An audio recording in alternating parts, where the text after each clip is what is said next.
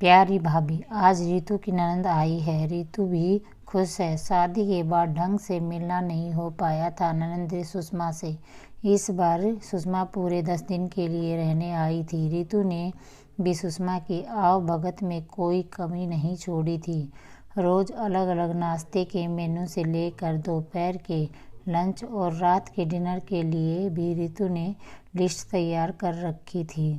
रितु की सास थोड़े पुराने ख्यालातों की थी। उसे लगता था कि ये बहू ही घर का सारा काम करे। हालांकि रितु की सास को डॉक्टर ने मना कर रखा था। ज़्यादा आराम करने से उनका मोटापा उनकी सेहत खराब कर रहा था, लेकिन उन्हें अपनी बहू से ही सारा काम में करवाना अच्छा लगता था।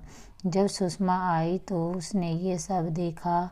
उसे बुरा लगा क्योंकि सुषमा की सास ऐसी नहीं थी।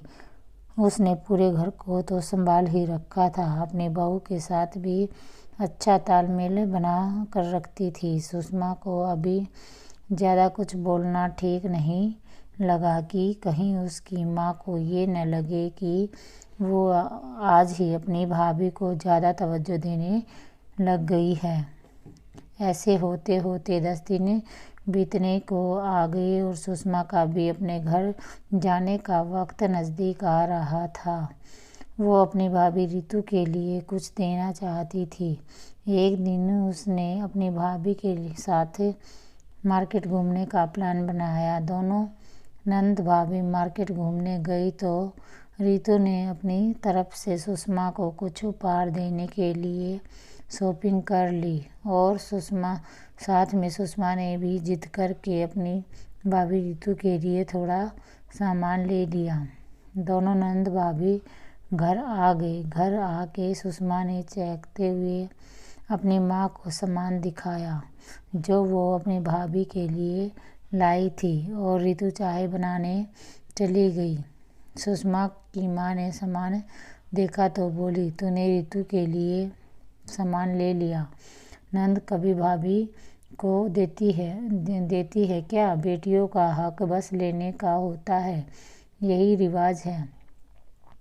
कम से कम रितु को तो मना करना चाहिए था, वो भी तेरे साथ ही थी। सुषमा बोली, ओफ सो मम्मी, रितु भाभी ने तो मुझे बहुत मना किया था, लेकिन मेरा भी तो हक बनता है अपनी भाभी को कुछ देने का।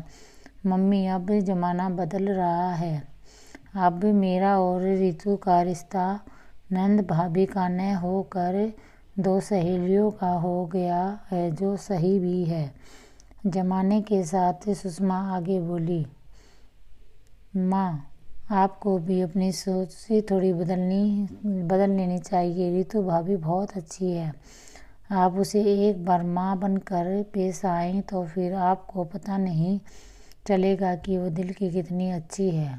और ये जो आप देख रही हैं जो मैं भाभी के लिए उपहार लाई हूँ, ये मुझे मेरी सास ने मुझे बोला था और इसके लिए अलग से पैसे भी दिए थे। मेरी सास हर बात के लिए मुझे सपोर्ट करती है, कुछ बातें समझाती भी है। मैंने तो सोचा भी नहीं था कि मुझे रितु के लिए कुछ लेना चाहिए। मेरी सास ने मुझे बोला कि मुझे अपनी भाभी के लिए कुछ उपहार लेने चाहिए, क्योंकि मैं उसकी शादी के बाद पहली बार मायके जा रही हूँ। भाभी सारे घर को संभालती है तो उन्हें भी एहसास होना चाहिए कि इस घर के सदस्य उन्हें कितना अपना समझते हैं। सुषमा की माँ बोली, बस मुझे तो पता ही नहीं चला कि कब मेरी बेटी इतनी बड़ी हो गई है। इतनी अच्छी बातें तो मेरे दिमाग में कभी नहीं आई ही नहीं कि मैं बस अपना टाइम सोचती रहती थी। जब मैं ससुराल में बहू बनकर आई थी तब जैसा मेरे साथ हुआ मैं वही सोचती रहती थी कि बहू घर के काम के लिए ही है, बस उसके साथ तालमेल बनाने की कभी सोचा ही नहीं। बेटी, तूने मेरी आंखें खोल दी हैं।